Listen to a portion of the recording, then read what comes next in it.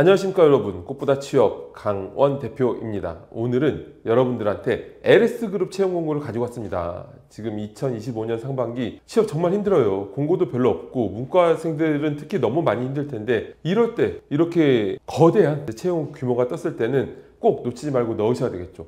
대체 왜 올해 이렇게 취업이 힘든지는 제가 위에 영상 링크 드리니까 꼭 보시면 좋을 것 같고요. 여러분들이 상담에 오시면 직무 설정, 방향성 설정, 내 스펙으로 어느 정도 기억할 수 있는지, 내 자소서 상태가 지금 얼마나 형편없는지 다 보여드릴 테니까 꼭 찾아오세요. 여러분들의 구독과 좋아요가 저한테 큰 힘이 되니까 구독, 좋아요 꼭 부탁드리겠습니다. 자, LS그룹 어떤 곳일까요? LG는 많이 알아도 LS를 들어는 봤지만 정확히 잘 모르는 분들이 많은 이유가 B2B 기업이에요. 대표적인. 그러다 보니까 효성 이런 기업들도 B2B를 하기 때문에 아무래도 일반 소비자들한테 그렇게 홍보를 하거나 그러진 않죠. 그래서 이제 익숙하지만 정확히 잘 모른다. LS라는 그룹은 범 LG계 대규모 기업 집단으로서 전선, 전력 설비, 금속, 에너지 등 기간 산업에 기반을 둔 회사입니다. 이제 B2B 사업 특성상 상대적으로 대중들에게 덜 알려질 수밖에 없지만 LG가 여러 가지로 분류가 되었잖아요. LG 계열에서 분리된 그룹 중에서 GS그룹 다음으로 규모가 큽니다. 재계 서열은 16위입니다. 자, 그러면 이번에 어떤 계열사들로 채용을 할까요? 저희 학생들도 LS에서 계속 합격 소식을 만들어냈었는데, 이번에 이제 뽑는 계열사는 일렉트릭, 그리고 엠트론, 오토모티브 이렇게 있는데 직무도 다양해요. 뭐 설계, 영업, 품질, 상품 전략, 생산 관리, 녹용, 구매, 안전 등등 다양하게 있기 때문에 요즘같이 지금 공고가 없는 시즌에 문과 쪽 직무도 상당히 많죠. 꼭 놓치지 말고 넣으셨으면 좋겠고요. 근무지 잘 보셔야 돼요. 내가 이제 근무할 수 있는 곳인지 확인하시고 원서를 넣으시면 되고, 그러면 자소서 항목을 보도록 하겠습니다. 이제 자소서 항목이, 자, LS그룹 자소서가 항목이 그룹마다 다른데 이번에 신입 공고가 많이 나와 있는 LS 일렉트릭 걸로 제가 설명을 드릴 거고요. 첫 번째 항목, 지원 동기를 작성하는 건데 500자죠. 그렇죠? 500자 지원 동기는 기업 지원 동기 3문장 정도의 직무 지원 동기를 풀어내면 돼요. 기업 지원 동기는 내가 이 회사의 프라이드를 가지고 있는 걸 진정성 있게 풀어내면 되고, 직무 지원 동기는 여러분들의 직무에 대한 관심도를 경험에 기반해서 풀어내야 돼요. 그냥 직무에 대해서 많이 알고 있는 설명을 쓰는 게 아니라 경험이 없으면 아무것도 아니다. 경험에 기반해서 풀어내면 되는 것이고, 지원 동기 작성법은 제가 위에 영상 링크 드리니까 꼭 보시면 좋을 것 같고요. 그리고 두 번째, 희망하는 직무를 수행함에 있어서 필요한 역량과 이 역량을 갖추기 위한 노력 또는 경험을 풀어내는 겁니다.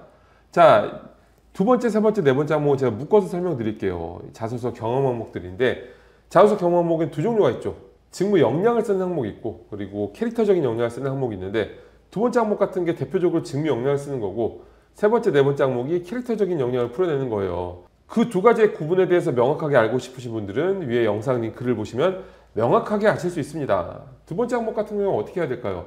직무 역량이니까 여러분들이 직무와 직접적으로 관련 있는 경험들을 타이트하게 풀어내면 되겠죠. 뭐가 있을까요? 중고신입 인턴 같은 업무 경험, 그리고 뭐 관련 프로젝트, 관련 대외 활동, 무슨 데이터 역량이나 협상력 이런 것들을 타이트하게 풀어내면 돼요. 스토리텔링 하실 필요는 전혀 없습니다. 아무래도 여러분들이 직무 수행했던 경험이 제일 좋겠죠. 중고신입 인턴 같은 경험, 그런 게 제일 좋을 거고요.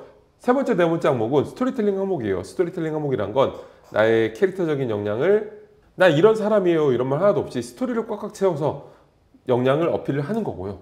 뭐 열정, 커뮤니케이션 역량 이런 거 등등을 어필을 하는 건데, 스토리텔링에는 명확한 구조가 있어요. 바로 상황을 제시하시고, 그 다음에 문제점이 정말 중요해요. 어떤 스토리텔링도 문제가 명확하지 않으면은 그 뒤에를 흡입력 있게 보기 어려워요. 여러분들이 어떤 스토리를 보는데, 웹툰, 드라마, 영화를 보는데 아무 문제가 없어. 그러면은 그거를 봐야 될 이유가 없죠. 우리를 후킹할 수가 없단 말이에요. 그렇기 때문에 문제점을 명확하게 풀어내는 게 굉장히 중요해요. 그 다음에 절반 정도의 분량을, 문제를 내가 어떻게 극복했는지 그런 극복 과정을 구체적으로 작성하시면 되고요. 상황 제시, 문제점, 문제를 어떻게 해결했는지 이런 포인트인 건데, 자, 3번 항목은 장단점이잖아요. 장단점은 아무래도 내가 잘났다는 경험을 길게 적는 게 맞죠. 이거를 내가 잘났다는 걸 어필하기 위해서가 아니라 여기 있는 경험들은 입증의 문제예요. 당연히 여러분들이 나를 어필할 때 내가 잘났다는 얘기를 입증할 만한 경험을 쓰는 게 맞죠. 내가 못났다는 단점을 입증까지 하려고 경험을 넣는 그런 제한서가 있나요? 뭐 기업한테 어필할 때 전혀 없죠. 그렇기 때문에 장점에 관련된 경험을 스토리텔링을 하시고, 그리고 단점은 스토리텔링 없이 단점이 뭐고 개선하려고 어떻게 하고 있는지 이렇게 풀어내시면 좋습니다. 장점이 더 분량이 길어지겠죠. 장점, 단점 둘 다 명확하게 워딩으로 뽑혀야 돼요. 이런 상황에서 이렇게 하고 이렇게 하는 것이 장점입니다. 이러면 직관적으로 읽을 때 읽혀지지가 않잖아요. 그래서 명확하게 워딩으로 뽑혀야 되고, 네 번째 항목은 도전적인 목표를 세우고 달성했던 경험. 저희 꽃보다 취업 학생들 같은 경우에는 세 번째 항목 장단점도 만들어져 있으니까 그대로 넣으시면 되고, 마스터자소서에 네 번째 항목은 열정을 다했던 경험. 저희 꽃보다 취업 학생들 같은 경우에 살면서 힘들었던 경험을 넣으시면 되겠죠.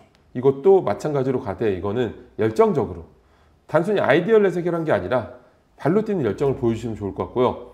자, 오늘 LS 그룹 채용 공고를 같이 봤는데, 어려운 시즌이지만 여러분들이 도전적으로 원서를 넣으시면서 꼭 좋은 결과를 얻을 수 있기를 바라겠습니다. 저는 오늘 이걸로 마치겠습니다. 감사합니다.